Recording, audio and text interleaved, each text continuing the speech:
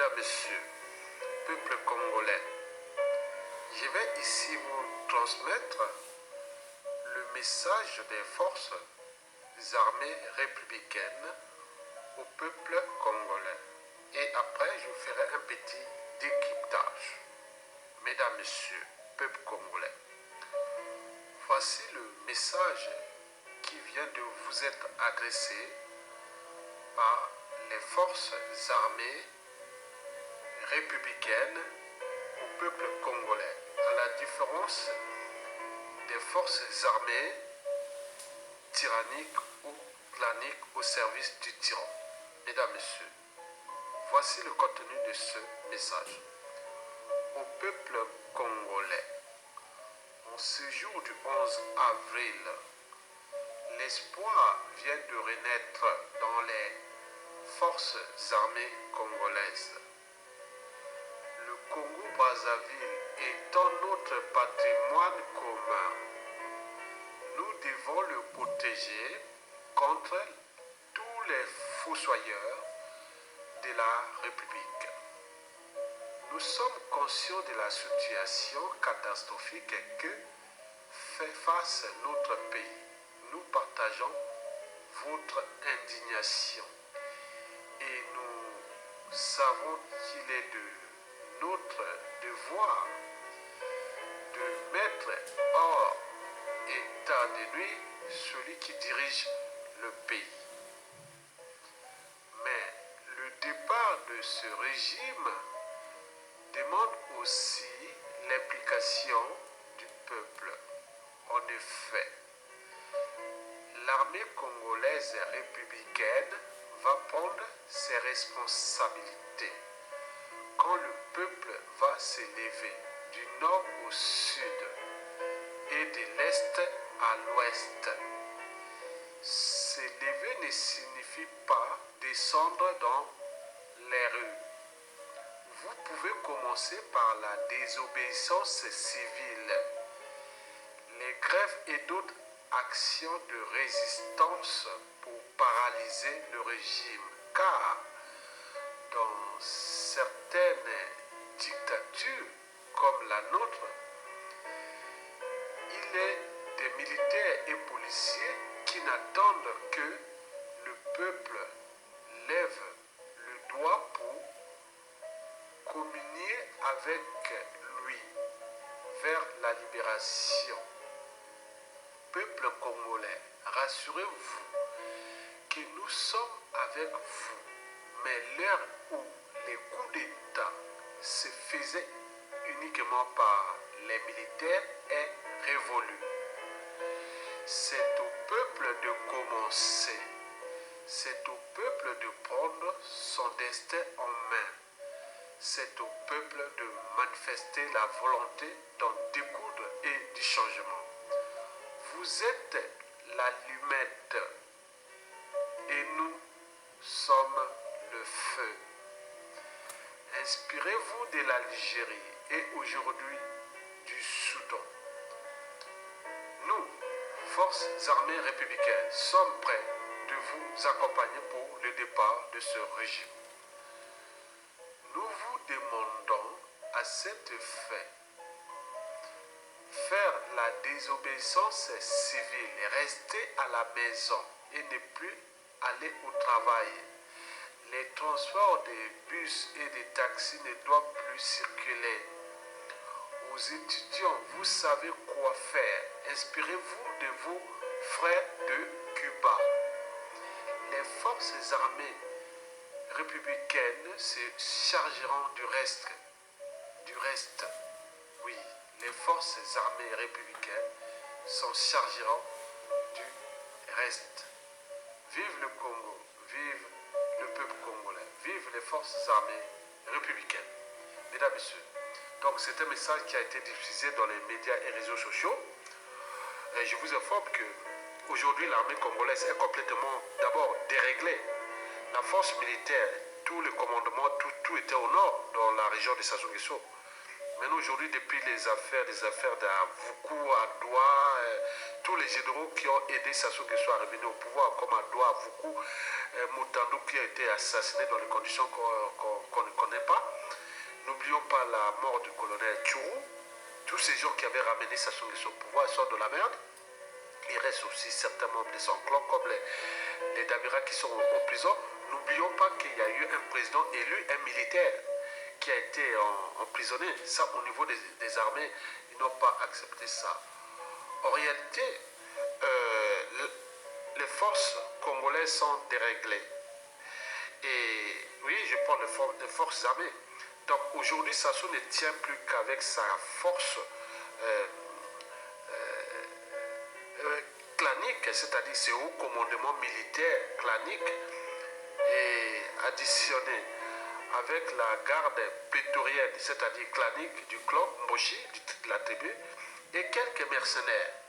Mais au niveau stratégie militaire, tout le monde dit non, ils ne pourront pas tenir. Donc le but n'est pas d'aller à l'affrontement ou avec ces mercenaires et autres qui, au moment de la libération, ils seront traités dans les conditions prévues par l'expression générale, c'est-à-dire l'expression du peuple qui sera aussi au sein de nos armées républicaines, comment traiter ces mercenaires.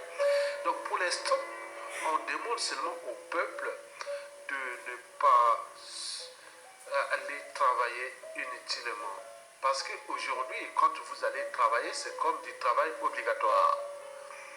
Le travail obligatoire, c'est que vous allez travailler pour rien. Regardez les salaires des fonctionnaires et tout compagnie sont depuis 10 ans sans salaire. Les retraites depuis 3 ans. Les bourses des étudiants depuis 2 ans. Et tout le reste, pourquoi vous allez encore travailler? Même dans le privé, tout le tissu économique est en train de tomber en ruine. Et donc, vous allez travailler pourquoi? Rien du tout. Donc, le but est que ça se dégage. Parce qu'il y a des gens responsables. Il y a la matière grise. Il y a des gens qui sont pratiqués responsables, qui pourront restaurer ce pays en espace de 5 ans. Les forces armées congolaises vont retrouver leur honneur et dignité.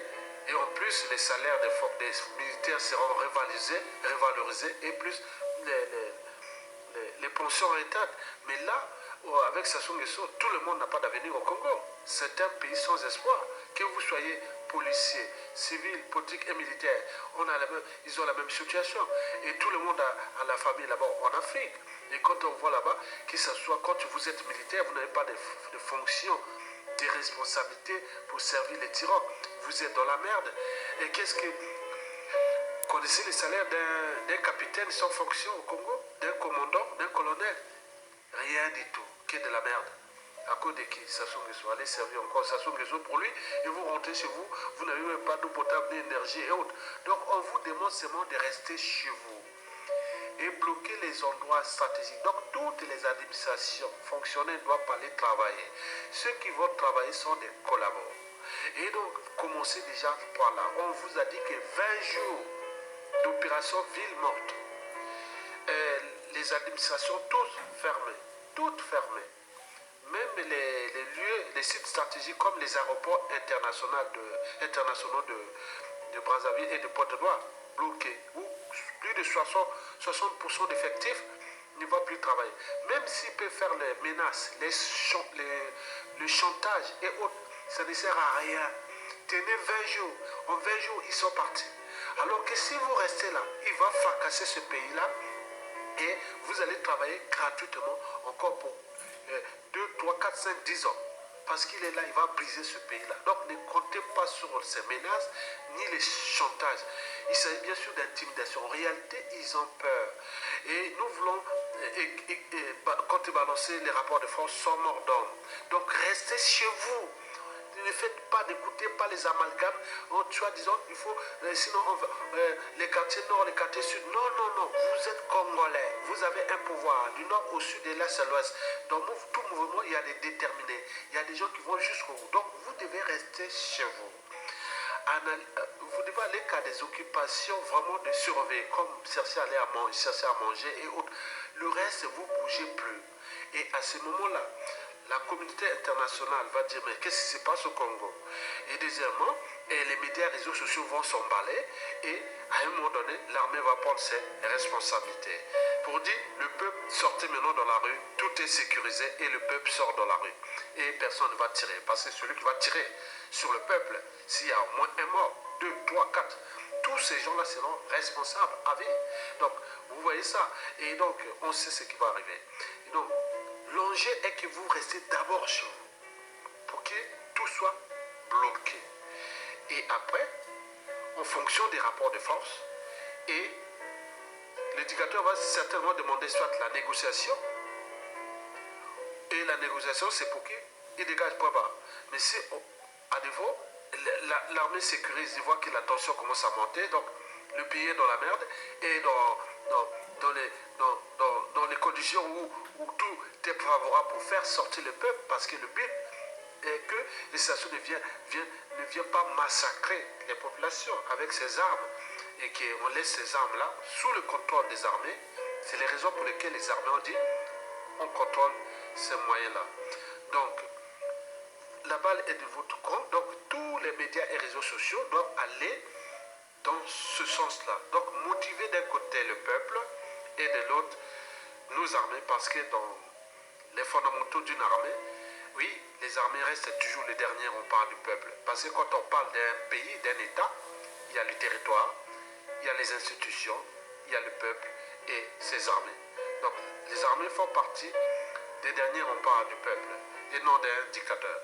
Et donc, les militaires qui, aujourd'hui, ont choisi le côté du peuple et ils vont aller directement pour soutenir le peuple. Donc, organisez-vous, structurez-vous. Les militaires savent ce qu'ils font, ils savent faire sur ce plan. Donc, l'enjeu est que vous commencez déjà par la désobéissance et après, au moment venu, on va demander au peuple de sortir dans la rue, donc sa solution ne pourra plus agir. Souvenez-vous, nous étions les premiers d'Afrique centrale à commencer la révolution. C'était en 1963. Nous étions les premiers d'Afrique, les Congolais de Brazzaville. Donc nous devons recommencer. Et ça sera vraiment les pionniers d'une nouvelle révolution de la démocratie en Afrique centrale. Mesdames et messieurs, peuple congolais, je vous remercie.